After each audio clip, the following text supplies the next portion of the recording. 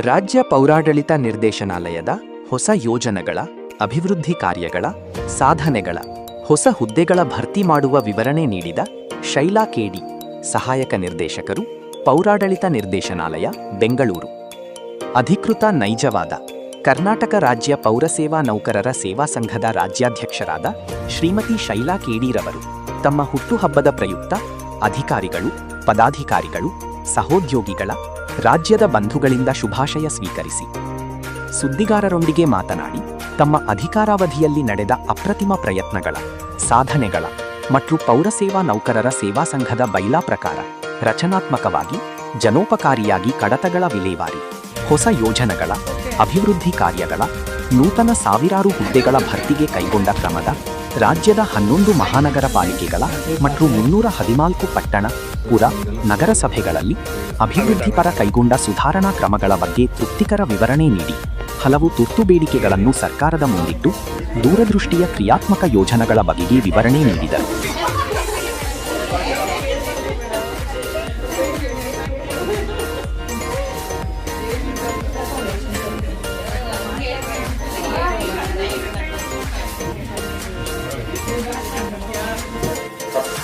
ನಮಸ್ತೆ, ನಾನು ಶೈಲಾ, ಕರ್ನಾಟಕ ರಾಜ್ಯ ಪೌರಸೇವಾ ನೌಕರರ ಸೇವಾ ಸಂಘದ ರಾಜ್ಯಾಧ್ಯಕ್ಷರಾಗಿ ನಾನು ಕೆಲಸ ಮಾಡ್ತಾ ಇದ್ದೇನೆ. ಇಲ್ಲಿ ಅಸಿಸ್ಟೆಂಟ್ ಡೈರೆಕ್ಟರೇಟ್ ಆಫ್ ಮುನ್ಸಿಪಲ್ ಅಡ್ಮಿನಿಸ್ಟ್ರೇಷನಲ್ಲಿ ವರ್ಕ್ ಮಾಡ್ತಾ ಇದ್ದೇನೆ. ನಾವು 4 ಮಂತ್ಸ್ ಬಿಫೋರ್ ಏನು ನಂದು ಆಯ್ಕೆ ಆದಾಗ, ನಾನು ಎಲೆಕ್ಟ್ ಆದಾಗ ಏನು ಸ್ವಲ್ಪ ಭರವಸೆಗಳನ್ನ ಕೊಟ್ಟಿದ್ದೆ ನಮ್ಮ ನೌಕರರಿಗೆ, ಅದನ್ನು ಹಂತ ಹಂತವಾಗಿ ನಾನು ಕಾರ್ಯರೂಪಕ್ಕೆ ತರುವಂಥ ಪ್ರಯತ್ನದಲ್ಲಿದ್ದೀನಿ.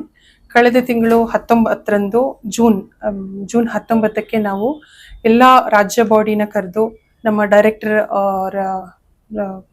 ರವೀಂದ್ರ ಸರ್ ಅಧ್ಯಕ್ಷತೆಯಲ್ಲಿ ಒಂದು ಮೀಟಿಂಗ್ನ ಮಾಡಿದ್ದೀವಿ. ಆ ಮೀಟಿಂಗಲ್ಲಿ ಕೆಲವು ಬೇಡಿಕೆಗಳನ್ನ ನಾವು ಇಟ್ಟಿದ್ದೇವೆ.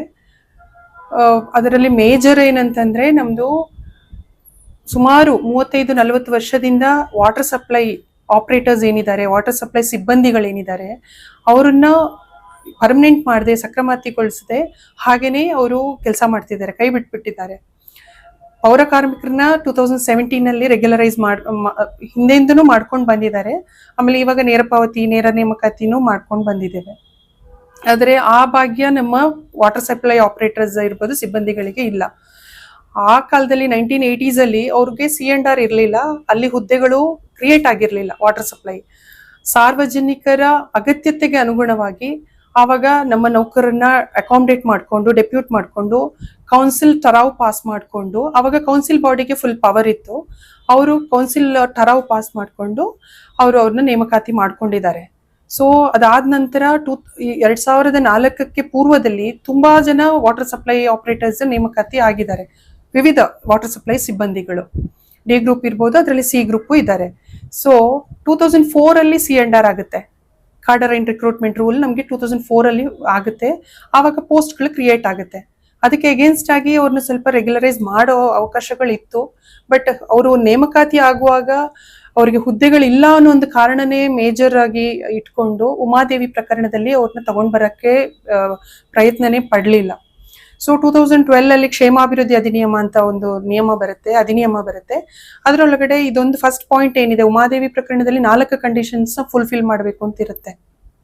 ಆದ್ರೆ ಆ ಫಸ್ಟ್ ಕಂಡೀಷನ್ ಅಲ್ಲೇ ಖಾಲಿ ಹುದ್ದೆಗೆ ನೇಮಕಾತಿ ಆಗಿರ್ಬೇಕು ಅನ್ನೋದೇ ಫೇಲ್ಯೂರ್ ಆಗ್ಬಿಡುತ್ತೆ. ಯಾಕಂದ್ರೆ ಅವಾಗ ಅಪಾಯಿಂಟ್ಮೆಂಟ್ ಆಗ್ಬೇಕಾದ್ರೆ C&R ಇರ್ಲಿಲ್ಲ ಅವಾಗ. ಆದಾಗ್ಯೂ ಈಗ ನಾವು ಪ್ರಯತ್ನಗಳನ್ನ ಪಡ್ತಾ ಇದೀವಿ. ಅದೊಂದು ಕೋರ್ಟ್ ಆರ್ಡರ್ಸು ಇದೆ. ಫಸ್ಟ್ ಪಾಯಿಂಟ್ ನ ಒಮಿಟ್ ಮಾಡ್ಬಿಟ್ಟು, ಅದನ್ನ ಕನ್ಸಿಡರ್ ಮಾಡ್ಬಿಟ್ಟು, ಎಮಿಕಬಲ್ ಆಗಿ ಅದನ್ನ ಪರಿಶೀಲನೆ ಮಾಡ್ಬಿಟ್ಟು ಅದನ್ನ ಸಕ್ರಮತಿ ಮಾಡ್ಬೇಕು ಅನ್ನೋ ಎಲ್ಲಾ ಪ್ರಯತ್ನಗಳು ನಡೀತಾ ಇದೆ.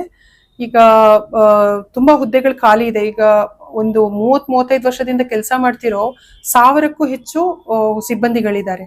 4000 ಪೋಸ್ಟ್ ಖಾಲಿ ಇದೆ. ಅದಕ್ಕೆ ಅಗೇನ್ಸ್ಟ್ ಆಗಿ ಅವ್ರನ್ನ ಫಿಟ್ ಮಾಡಕ್ಕೆ, ಉಮಾದೇವಿ ಪ್ರಕರಣದಲ್ಲಿ ಅವ್ರನ್ನ ಸಕ್ರಮಗೊಳಿಸಕ್ಕೆ ಸರ್ಕಾರ ಜೊತೆ ಎಲ್ಲಾ ಪ್ರಯತ್ನಗಳನ್ನ ನಾವು ಮಾಡ್ತಾ ಇದೀವಿ. ಸಕ್ಸಸ್ ಕಾಣ್ತೀವಿ ಅನ್ನೋ ನಂಬಿಕೆ ನನಗಿದೆ. ಮತ್ತೆ ಇನ್ನೊಂದು ಮೇಜರ್ ಅಂತಂದ್ರೆ, ನಮ್ದು ಆರೋಗ್ಯ ಸಂಜೀವಿನಿ ಏನು ಯೋಜನೆ ಇದೆ, ಹೆಲ್ತ್ ಕ್ಯಾಶ್ಲೆಸ್ ಮಾಡೋದ್ರ ಬಗ್ಗೆ. ನಮ್ಗೆ ಮೇನ್ ಸ್ವಚ್ಛತಾ ಕಾರ್ಯದಲ್ಲಿ ತೊಡಗಿಸ್ಕೊಂಡಿರೋ ನಮ್ಮ ಸ್ವಚ್ಛತಾ ಸೇನಾನಿಗಳಿಗೆ ಕೊಡಬೇಕಾಗಿರೋದು ಅದು. ಇನ್ಫ್ಯಾಕ್ಟ್ ನಮ್ಮೆಲ್ರಿಗಿಂತ ಅವ್ರಿಗೆ ಇಂಪಾರ್ಟೆಂಟ್ ಅದು. ಗೌರ್ಮೆಂಟ್, ಪ್ಯೂರ್ ಗೌರ್ಮೆಂಟ್ KGID ಇರೋರ್ಗೆ ಮಾತ್ರ ಅದನ್ನ ವಿಸ್ತರಿಸಿದ್ದಾರೆ. ಬಟ್ ಈಗ ನಮ್ಗೆ ಅರೆ ಸರ್ಕಾರಿ ನೌಕರು ಅಂತ ನಮ್ಮ ಮುನ್ಸಿಪಲ್ ನೌಕರನ್ನ ಕನ್ಸಿಡರ್ ಮಾಡಿಬಿಟ್ಟು ಆ ಸೌಲಭ್ಯದಿಂದ ವಂಚಿತರಾಗಿದ್ದಾರೆ. ಅದೊಂದು ಮೇಜರ್, ಅದು ಇವಾಗ ಪ್ರೋಸೆಸ್ ಅಲ್ಲಿ ಇದೆ. ನಮ್ದೆಲ್ಲ ಶ್ರಮದ ಫಲದಿಂದ ಇವಾಗ ಒಂದು ಮೂವ್ಮೆಂಟ್ ಅಲ್ಲಿ ಇದೆ. ಸರ್ಕಾರ ಜೊತೆ ಅದು ಪರಿಶೀಲನಾ ಹಂತದಲ್ಲಿದೆ. ಅದು ನಮ್ಮ ಮುಂದಿನ ದಿನಗಳಲ್ಲಿ ಅದು ಪೂರ್ಣಗೊಳ್ಳುತ್ತೆ ಅನ್ನೋ ಒಂದು ಭರವಸೆ ಇಟ್ಕೊಂಡಿದ್ದೇವೆ. ಅದು ಬಿಟ್ರೆ ನಮ್ಗೆ ಇವಾಗ ನೇರ ಪಾವತಿ ನೌಕರರು, ಈಗ ಹೊರಗುತ್ತಿಗೆ ನೌಕರರಿದ್ದಾರೆ, ತುಂಬಾ ಕ್ಯಾಡರ್ಗಳಲ್ಲಿ ಹೊರಗುತ್ತಿಗೆ ನೌಕರರುಗಳಿದ್ದಾರೆ. ಅವರನ್ನ ಈ ಸರ್ವಿಸ್ ಚಾರ್ಜಸ್ ಎಲ್ಲ ಕೊಟ್ಟು ಏಜೆನ್ಸಿ ಮುಖಾಂತರ ತಗೊಳ್ಳೋ ಬದಲು ನಾವು ನೇರ ಪಾವತಿಗೆ ಒಳಪಡಿಸಿದ್ರೆ ಈ ಸರ್ವಿಸ್ ಚಾರ್ಜಸ್, GST ಇದೆಲ್ಲ ಕಟ್ ಆಗುತ್ತೆ, ನಮ್ಗೆ ಸರ್ಕಾರಕ್ಕೆ ಉಳಿಯುತ್ತೆ ಅದು. ಆ ಒಂದು ನೇರ ಪಾವತಿಗೆ ಒಳಪಡಿಸೋ ಕಡತಗಳು ಈಗ FT ನಲ್ಲೆಲ್ಲ ಪ್ರೋಸೆಸ್ ಅಲ್ಲಿ ಇದೆ. ಅದನ್ನು ನಾವು ಕಾರ್ಯರೂಪಕ್ಕೆ ತರಬೇಕು ಅಂತ ಸರ್ಕಾರನ ಒತ್ತಾಯ ಮಾಡ್ತಾ ಇದ್ದೇವೆ. ಅದರಲ್ಲೂ ಸಕ್ಸಸ್ ಕಾಣ್ತೀವಿ ಅನ್ನೋ ನಂಬಿಕೆ ನನಗಿದೆ. ಇವತ್ತು ನನ್ನ ಹುಟ್ಟುಹಬ್ಬ. ಎಲ್ರೂ ವಿವಿಧ ಜಿಲ್ಲೆಗಳಿಂದ ಹೊಸದಾಗಿ ನೇಮಕ ಆಗಿರೋ ಅಧ್ಯಕ್ಷರುಗಳಿರ್ಬೋದು, ಪದಾಧಿಕಾರಿಗಳು, ನನ್ನ ನೌಕರ ಬಾಂಧವರೆಲ್ಲ ಬಂದು ವಿಶ್ ಮಾಡಕ್ ಬಂದಿದ್ದಾರೆ.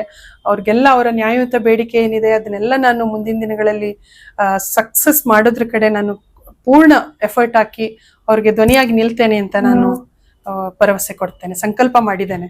Thank you.